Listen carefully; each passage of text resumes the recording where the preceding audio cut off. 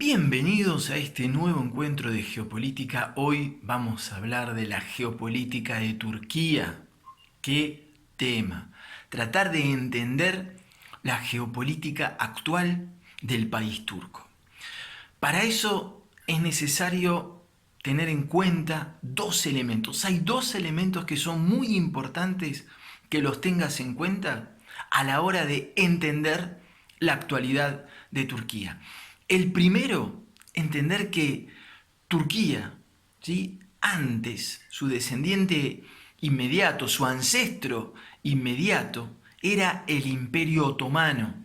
Lo podés ver en la foto en verde. Mirá cuánto se extendía el Imperio Otomano. Abarcaba parte de África, la península arábica, una parte ahora de lo que es Europa. Era enorme. Entonces, y el Imperio Otomano duró aproximadamente hasta después de finalizar la Primera Guerra Mundial. Entonces, para comprender hoy los anhelos geopolíticos de Turquía, hay que entender este pasado grandioso que tiene a nivel de influencia regional Turquía. ¿Sí? Por eso a la hora de proyectarse geopolíticamente, el gobierno turco siempre mira hacia atrás y ve ese gran imperio que era antes el Imperio Otomano, y siempre existe una especie de nostalgia, ¿sí? Lo mismo sucede cuando analizamos a Rusia, cuando uno mira para atrás, la gran Rusia zarista, o sin ir más lejos, la Unión Soviética, Irán. Es una potencia que le pasa algo similar, porque Irán son descendientes de lo que fue el imperio persa, etcétera, etcétera. Entonces, a la hora de entender por qué Turquía, digamos, sueña tan grande geopolíticamente, hay que remontarse entonces hasta no hace mucho tiempo, fíjate, siglo XX, termina la Primera Guerra Mundial, 1920, principio de los años 20 del siglo XX justamente, Turquía era un gran imperio. Entonces hoy en el imaginario turco todavía planea esa nostalgia de ese gran imperio otomano turco que existió y que todavía Turquía sueña, no sé si con reconstruir, ¿sí?, porque ya es difícil hoy en día que se produzcan muchos movimientos a nivel de las fronteras. Puede haber algún otro movimiento, pasó con Crimea, hay que ver qué pasa en Medio Oriente, pero por lo menos Turquía sueña con volver a expandir su influencia regional y mundial como en el pasado. Eso es el primer elemento muy importante para poder entender por qué geopolíticamente Turquía sueña tan a lo grande y se piensa tan a lo grande. El segundo elemento que hay que tener en cuenta, que también es fundamental para entender la geopolítica de Turquía, es el tema del Kurdistán. Ahí en los comentarios del video te voy a dejar un link hacia un video que hicimos sobre la geopolítica del Kurdistán para poder entender en todo su amplor este tema muy importante que es el Kurdistán en Medio Oriente. Pero, para que entiendas un poquito, el pueblo kurdo, ¿sí?, hoy se encuentra entre principalmente cuatro países: Turquía, Irán, Irak y Siria. El pueblo kurdo fue uno de los principales aliados que tuvo Occidente para combatir en el siglo XX al Imperio Otomano Turco. ¿Sí? Entonces, ya de entrada, Turquía con los kurdos no tiene buenos recuerdos. ¿Sí? Y además, ¿sí?, ten en cuenta que cuando termina la Primera Guerra Mundial y el pueblo kurdo colaboró para combatir al Imperio Otomano, Occidente, en un tratado que se llama el Tratado de Sèvres, le promete al Kurdistán, ¿sí?, al pueblo kurdo, un país propio. Una promesa que jamás se cumplió, ¿sí?, y que quedó en el imaginario del pueblo kurdo, que se la pasa soñando con el día en que pueda tener de nuevo un estado kurdo que le es propio. Hoy en día el pueblo kurdistán, como te dije, se halla distribuido principalmente entre esos 4 países. Turquía tiene el 20% de la población kurda, ¿sí? Aproximadamente 15 millones de kurdos, ¿sí? Son turcos y por supuesto que viven en Turquía. Entonces uno de los grandes miedos, ¿sí?, geopolíticos que tiene Turquía es que se produzca en Irán, en Irak o en Siria una independencia, ¿sí?, del pueblo kurdo, y que este sueño de independencia se propague a la población kurda que vive en Turquía. Por eso, para Turquía y para la seguridad interna de Turquía, el tema del Kurdistán es clave y por eso le interesa tener una mano en todo lo que pasa a nivel de los kurdos en Medio Oriente y sobre todo con los kurdos que están en Siria, justo en la frontera con Turquía, ¿sí? Porque de independizarse los kurdos en Siria o en Irak, tiene mucho miedo el gobierno turco que se propague este deseo a los kurdos de Turquía, como te dije, y se produzcan hechos muy lamentables, ¿sí?, deseos de revolución, etc. Entonces, para poder entender la geopolítica turca, como te dije, estos 2 elementos, te lo repito, el pasado glorioso del Imperio Otomano y el tema de los pueblos kurdos y ese deseo de independencia que planea como un fantasma sobre los gobiernos sucesivos que hubo en Turquía. ¿Ok? Bien. Ahora que tenemos estos 2 elementos listos, ¿sí?, y ya bien integrados, avanzamos entonces con la geopolítica de Turquía. Turquía tiene aproximadamente 80 millones de habitantes. Turquía, como podés ver en el mapa, ¿sí?, se encuentra en una región está estratégicamente localizado en una región muy importante en la geopolítica mundial.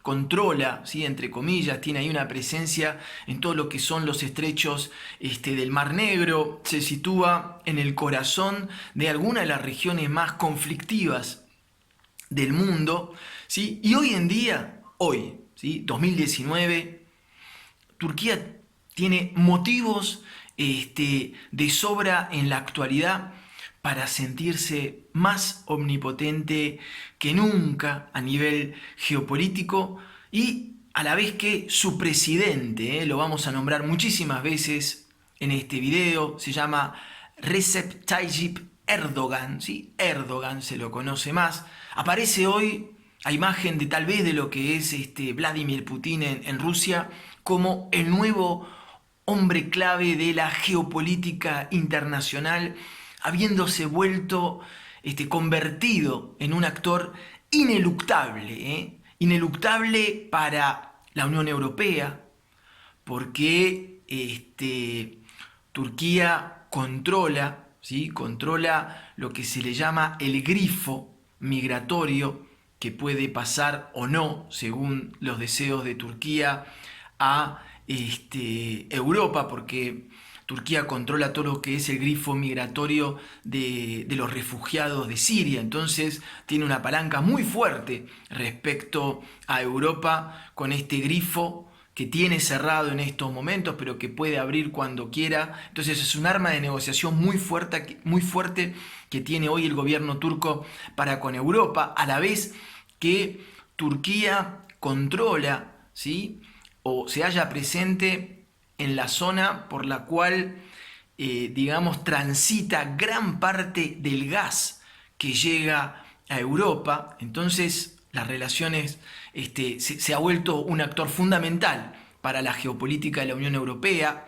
Para Rusia lo mismo, ¿sí? Turquía se ha vuelto muy importante, Turquía tiene una presencia ahí muy importante en Siria, se ha vuelto muy importante para Irán, se ha vuelto muy importante para los Estados Unidos, se ha transformado en un mediador en el conflicto que hoy tiene Rusia y Ucrania, ¿sí? Erdogan también ahora, el presidente turco, lo llaman el hombre de los Balcanes porque tiene una influencia geopolítica muy importante en los Balcanes, ha estado muy activo en lo que es en el tema de Bosnia, con la implementación de un Estado bastante islamizado en ese país. Erdogan también y el gobierno turco han presionado a Grecia para que esta última reconozca el nombre de Macedonia del Norte. Turquía también está presente en Chipre, ¿sí? En la parte norte de Chipre, país que pertenece a la Unión Europea, con la famosa frase de Erdogan: Turquía no se irá nunca de Chipre. Erdogan también ha tenido en jaque a Arabia Saudita con el tema del asesinato del periodista Khashoggi que se produjo dentro del país turco. Entonces, vemos de alguna manera que Turquía vive un momento geopolítico de esplendor, donde lo invitan a casi todas las mesas de negociaciones que se producen en el mundo a causa de cualquier tema de geopolítica mundial y sobre todo de todo lo que es la geopolítica del Medio Oriente. También es importante mencionar que en Turquía se finalizó recientemente el nuevo gasoducto, el Turk Stream, una nueva ruta que va desde Rusia, que pasa por Turquía y que finaliza en Europa. Todavía mayor poder, ¿sí? y mayor influencia en lo que es la geopolítica de Rusia y la Unión Europea, ¿sí? A Turquía, como lo vamos a ver, le interesa mucho posicionarse como un actor geopolítico de mediador entre Occidente y el Medio Oriente, ¿sí? Que es un lugar que Turquía siempre anheló desde la caída del Imperio Otomano. Vamos a hablar un poquito de la historia geopolítica de Turquía de los últimos 20 años, que es cuando llega al poder el presidente Erdogan, ex primer ministro, ahora presidente. Erdogan llega al poder en el 2003, ¿sí? Junto con su partido, el AKP. Y apenas Erdogan y su partido llegan al poder, una de las principales estrategias regionales que Turquía comienza a implementar es el tema de Siria. Siria se vuelve inmediatamente un punto geoestratégico clave para la proyección geopolítica turca, que ve en este país limítrofe, si querés, la llave de paso, la piedra angular para poder comenzar a extender su influencia geopolítica en Medio Oriente y a través de Medio Oriente en el resto del mundo. Bien sabemos que Medio Oriente siempre ha sido uno de los puntos calientes de la geopolítica mundial. Hoy tal vez habría que hacerse la pregunta si no ha sido desplazado como punto geocaliente de la geopolítica mundial por Asia-Pacífico, pero lo que no quedan dudas es que Medio Oriente es un punto clave en la geopolítica mundial. Entonces decimos que inmediatamente a partir del 2003, a nivel de política exterior, Turquía ve en Siria como un país clave para poder adentrarse en la región del Medio Oriente y empieza con el gobierno, ¿sí?, de Bashar al-Assad unas excelentes relaciones, ¿sí? Con el gobierno sirio, unas excelentes relaciones económicas, excelentes relaciones culturales. Turquía empieza a exportar también, por ejemplo, telenovelas, que las telenovelas a partir de Siria comienzan a difundirse en el resto de Medio Oriente.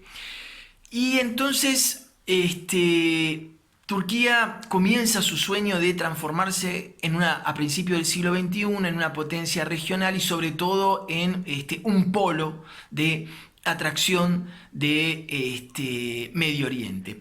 A tal punto comienza a hacer efecto esta nueva política exterior turca, ¿sí?, este nuevo soft power turco que a principios del siglo XXI, no sé si recordarán, pero Turquía era gran candidato para adherir a la Unión Europea. Hoy eso parece a un abismo de distancia, pero sobre todo, Turquía parecía como a ojos de Occidente, aparecía como el Estado musulmán modelo, ¿sí?, en el mundo.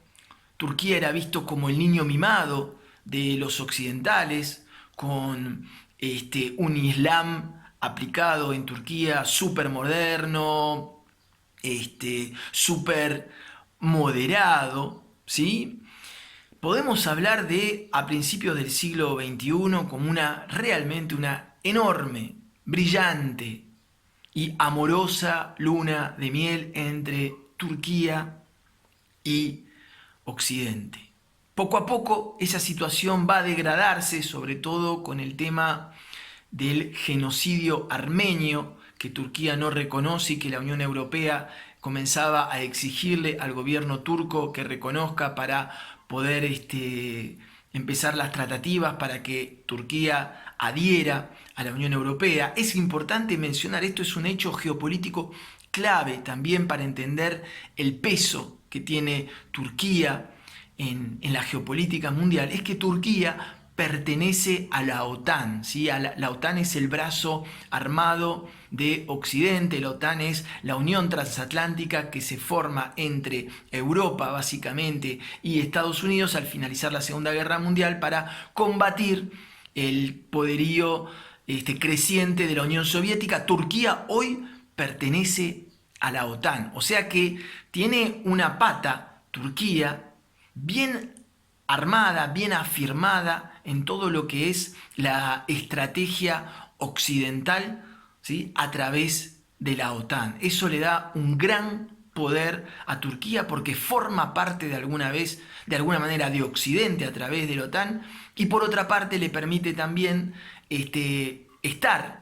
ser una parte de Occidente en Medio Oriente, ¿sí?, y poder a la vez estar en Occidente, pero también poder conversar como lo hace actualmente con Rusia, con Siria, con China. ¿Ok? Entonces el tema de la OTAN es clave para entender esta fuerza que tiene Turquía.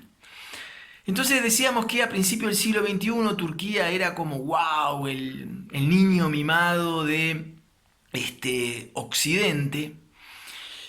Y los problemas, ¿sí?, los problemas para Turquía empiezan con las primaveras árabes en el 2010-2011.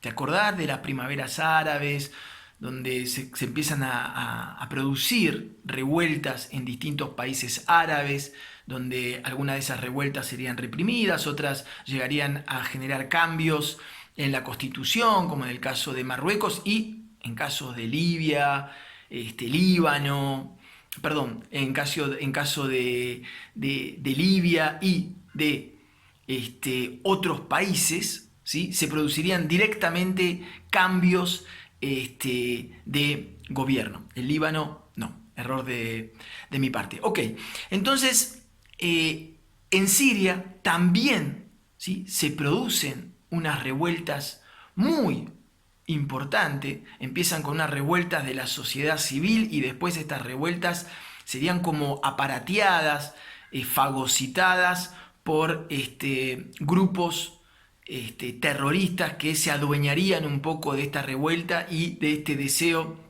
de voltear a la familia Assad instalada en el poder en Siria hacía décadas. Entonces, lo que se produce a partir del 2011, decimos en Siria, país vecino de Turquía, unas revueltas que exigen la renuncia del presidente sirio al-Assad. Y Erdogan, ¿sí?, Erdogan ve en esta nueva situación que se produce en Siria una oportunidad que el gobierno turco piensa de oro para poder reconfigurar a su conveniencia. Primero, Siria, ¿sí?, teniendo Siria una población kurda vecina de sus kurdos turcos, ¿sí? Recordemos que el tema kurdo a Turquía le da unas pesadillas nocturnas de aquella. Entonces, viendo que se producen estas revueltas, dicen, podemos aprovechar la caída de Bashar al-Assad para poner un gobierno en Siria a nuestra conveniencia y empezar también a extender a través de Siria toda nuestra influencia en Medio Oriente.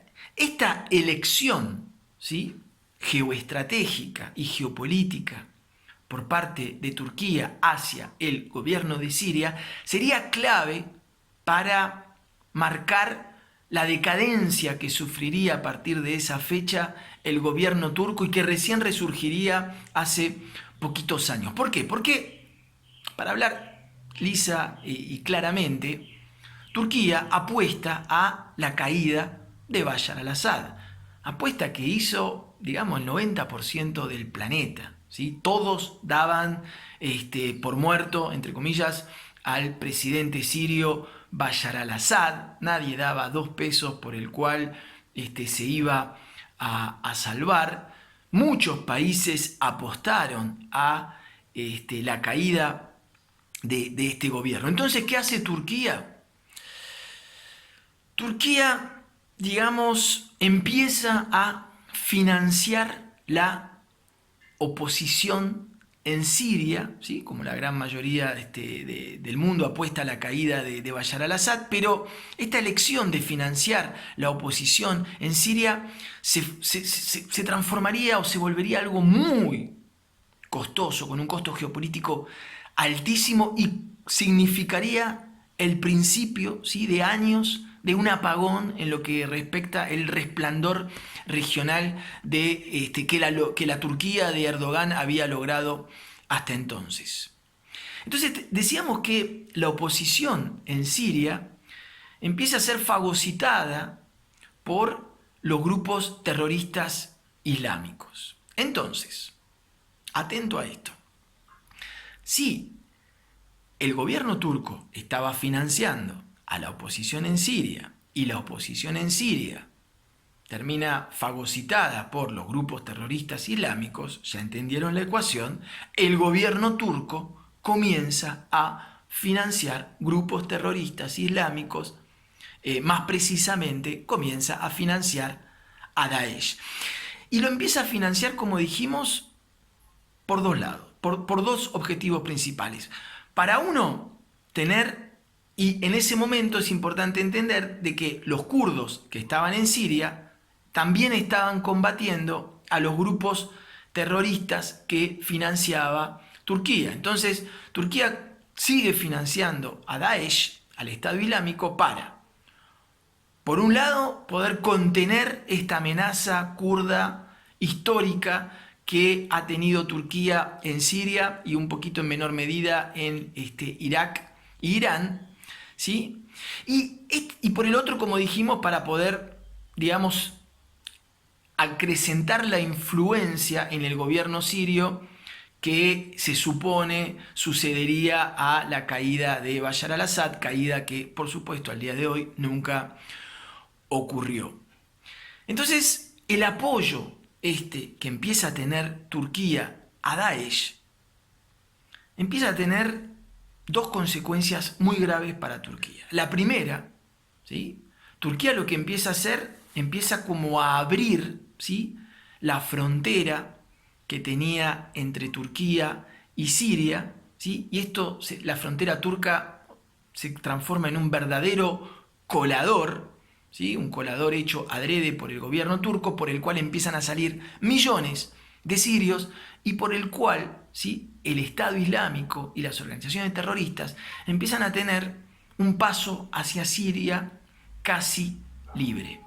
Esta decisión, ¿sí?, le sería muy costosa, como dijimos, a Turquía. ¿Por qué? Porque tanto empiezan a atravesar la frontera turco tantos elementos de grupos terroristas que se le empieza a volver un verdadero problema para la seguridad interna de Turquía, ¿sí? Comienza a haber atentados y, por el otro lado, el estar financiando a Daesh, ¿sí?, se le empieza a enfriar muchísimo unas relaciones con Occidente que ya venían un poquito en caída. Entonces Turquía se empieza a tener problemas A nivel interno, porque había una cantidad de elementos terroristas que atravesaban la frontera turco-siria como querían. Por el otro lado, ¿sí? Occidente empieza directamente a alejarse de Turquía por esta decisión de apoyar la oposición siria y sobre todo a los grupos terroristas islámicos. Esta misma decisión de apostar a la caída de Bashar al-Assad lo hace alejarse, ¿sí?, de Rusia, porque Rusia siempre apostó a la continuidad de Bashar al-Assad, y Rusia, ¿sí?, es uno de los actores del cual Turquía depende más a nivel económico. Entonces, que tu principal cliente se enoje con vos no está bueno para tu economía.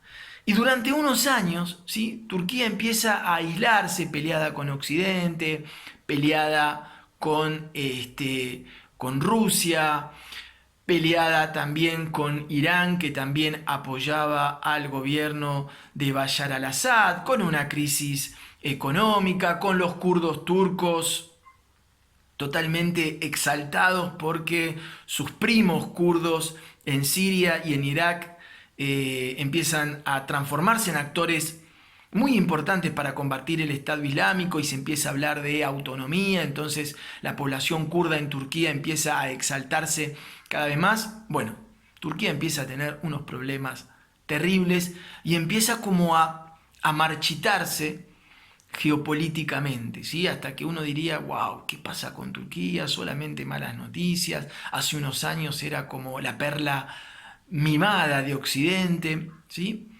Y este apagón va a durar hasta el 2016.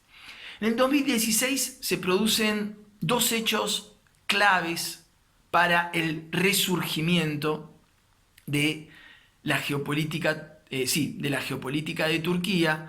Dos elementos, uno interno y otro externo. A nivel interno, en el 2016 se produce una tentativa, ¿sí?, de golpe de Estado contra Erdogan en Turquía. Digamos que en el chusmerío geopolítico se dice que el que levantó el teléfono para avisarle a Erdogan que había una tentativa de golpe de Estado fue Vladimir Putin. No hay pruebas de eso, pero es lo que se dice. Che, Erdogan, bueno, che, son los argentinos. Erdogan, mirá que tenés un golpe de Estado, ¿sí? Se dice que eso fue una llamada muy importante que hizo Vladimir Putin. Pero al margen de eso, ¿sí?, eso es totalmente anecdótico.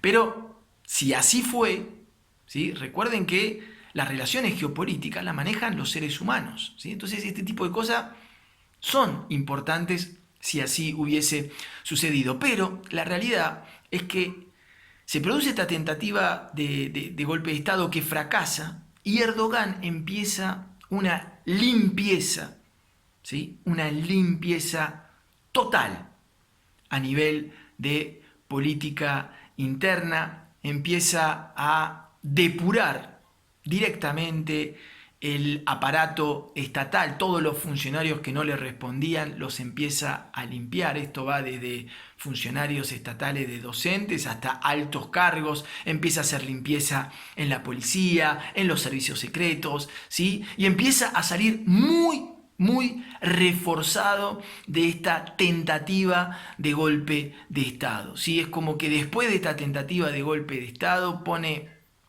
una cantidad, centenares, miles de presos políticos, pero la realidad es que Erdogan sale muy fortalecido porque tiene la excusa perfecta para poder maniatar de alguna manera todo el aparato estatal turco a su conveniencia. Entonces este golpe de Estado le significa una inyección de ánimo, ¿sí?, en la política interna a Erdogan. Y otra cosa que sucede en el 2016, ¿sí?, es que el gobierno turco hace algo que a Occidente le cuesta muchísimo hacer, que es reconocer equivocaciones de decisiones en materia de geopolítica. Y Turquía se da cuenta que finalmente la caída de Bashar al-Assad tan anunciada no se produce, ni a corto plazo parece que va a producirse. Y entonces se da cuenta de que finalmente en la ecuación de Siria al presidente Bashar al-Assad hay que tenerlo en cuenta. Entonces lo que hace tan importante que a Occidente le cuesta tanto es rever su posición y volver a acercarse al régimen sirio. Y por lo tanto vuelve a acercarse a Rusia y a Irán sin dejar de pertenecer a la OTAN. Quiere decir, sin dejar de tener ahí su asientito en la OTAN con Occidente. Y a partir de ahí, ¿sí?, es que comienza este nuevo repunte geopolítico de Turquía, vuelve a estar mano en la mano con Putin y empieza nuevamente a transformarse en lo que es hoy este actor fundamental en la geopolítica de Medio Oriente. Bien, ¿cuáles hoy en día las prioridades geopolíticas de Turquía, ¿sí?, en Medio Oriente y a nivel global? A nivel estrictamente sirio, ¿sí?, no hay dudas de que la estrategia geopolítica de Turquía es tratar de tener la mayor cantidad de presencia militar en el norte de Siria, o sea, en la parte de Siria que limita con Turquía, para justamente tener mucho mayor peso a nivel de decisiones de lo que pase en Turquía y poder tener ahí un ojo en su pesadilla, ¿sí?, que son los sirios kurdos que están ahí en Siria, que están armados porque Occidente los ha estado apoyando para combatir el Estado Islámico y empezar a poner fichitas ahí militares, ¿sí?, con la idea de que a corto plazo, a mediano plazo, todo lo que pase en Siria, Turquía sea consultado. Por supuesto que esta decisión de incrementar su presencia militar en Siria no es vista con ojos tan buenos ni por Irán, ¿sí?, ni por Rusia, ¿sí?, porque tampoco, o sea, somos aliados, pero lo mío es mío, lo tuyo es tuyo, tampoco me interesa de que te hagas tan fuerte en Siria como para poder decidir. Imagínense, Vladimir Putin lleva años apoyando al régimen de Bashar al-Assad y de repente los turcos que recién lo están apoyando en el 2016, digamos, me lo imagino a Vladimir Putin diciendo, bueno, cualquiera apoya a los sirios ahora, había que apoyarlos en el 2011. Entonces no ven con buenos ojos esta militarización de Turquía en Siria, tampoco lo ve Irán.